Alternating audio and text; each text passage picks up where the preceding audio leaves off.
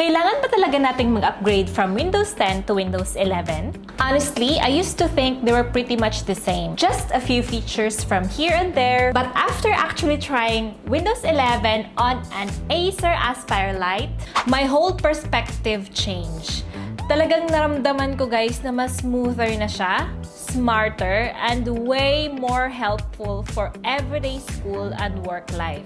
The Acer Aspire Lite runs Windows 11 efficiently, making multitasking, productivity, and daily tasks more convenient. Kaya naman guys, stick around because I'll show you exactly why this upgrade is worth it. As you can see guys, my first impressions dito is gustong-gusto ko how clean looking the design of the new Windows 11.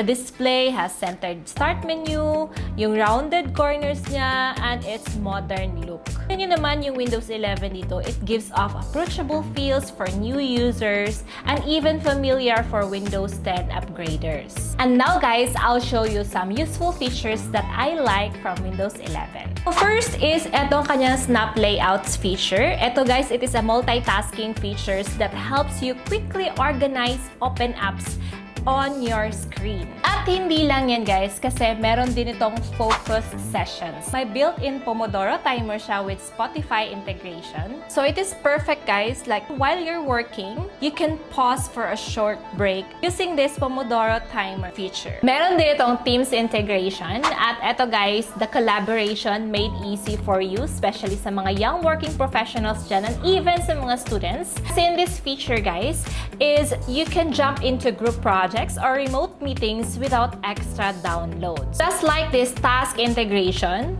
makita nyo dyan how I easily start a call or a message with this feature. And apart from that, my OneDrive sync feature din po ito. And under this feature, files follow you everywhere. Kahit pa laptop or tablet or phone pa yan, you can open the same file seamlessly. And yes, bukod sa mga features na yun na na-mention ko dito na nagustuhan ko, is of course this Windows 11 is AI-powered assistance na rin. Under this, may co-pilot in Windows po tayo. So, kung gusto mong may mag-summarize na for you, mga research mo, or mga draft, or gusto mong brainstorming, as you can see there, pwede mo na siyang gawing study buddy mo or work assistant mo. Just like here, makikita nyo, when I type essay draft, madali na lang siyang mag-switch to Copilot dito sa side panel niya to generate a summary or a brainstorm ideas with this essay that I have. So again, mas madali na lang yung trabaho ng mga students dyan or kahit yung mga young working professional dyan with this feature. And of course, meron din po itong Microsoft 365 AI tools.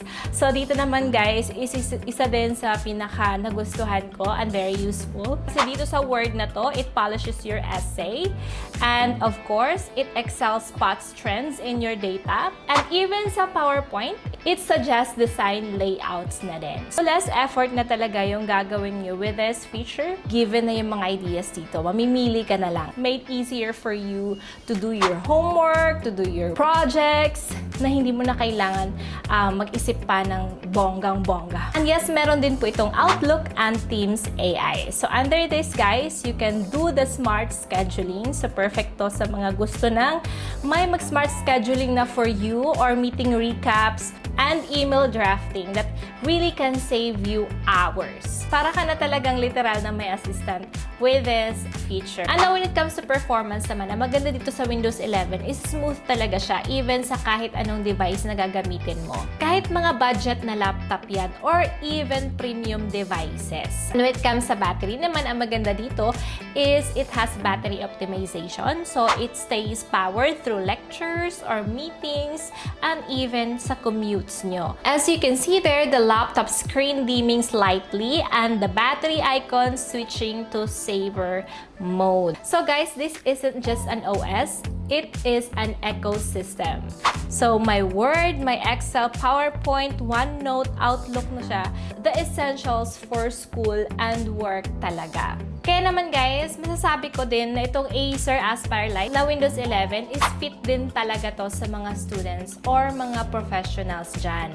For students, kaya ako nasasabing fit talaga siya. Kasi it is reliable for online classes, for research, and group projects. And for young professionals naman, kaya ako masasabing maganda to, it is because meron na siyang streamlined multitasking. May hybrid work support din po siya, and AI-powered productivity pa. And for the hybrid lifestyle naman, ang maganda dito because it has adaptable whether you're at home or in class. Kasi hindi naman tayo all the time, diba, nasa bahay. Sa gusto natin pumunta sa coffee shop or kahit saan, sa office. And kahit saan ka pa is you can enjoy using this Windows 11 and this Acer Aspire Lite.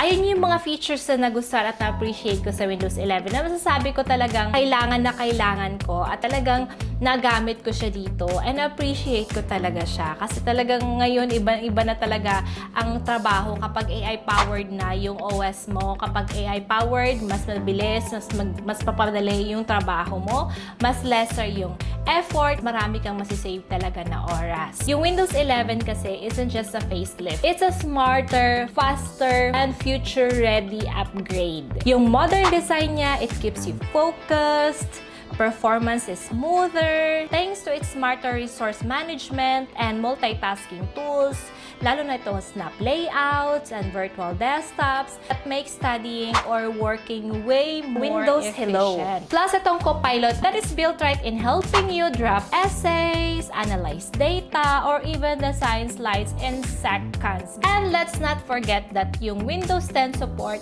ends already in October 2025. So, upgrading isn't just about features. It's also about staying secure. So kapag hindi na secure yung OS mo, talagang mas delikado yon. Yung bottom line naman talaga dito is yung Windows 11 turns your PC into a productivity partner and not just a device. So guys, ano pang hinihintay nyo? Mag-upgrade na kayo ngayon at bumili netong Acer Aspire Lite na gamit-gamit ko dito sa video ito. Magaan, napakaganda. Or pwede namang other devices na powered na ng Windows 11. So, ayan, mabibili nyo to or kahit anong laptop naman, no, you can look for it sa any nearest Silicon Valley store nyo dyan sa area nyo. At ililink ko na lang din yung mga store locations nila down below. So, yun lang. Salamat po ka-Techie sa panonood. I hope you guys enjoyed this video. Don't forget to like this video, share this video to your friends, and subscribe to my YouTube channel. See you again, ka-Techies, till my next video. Bye!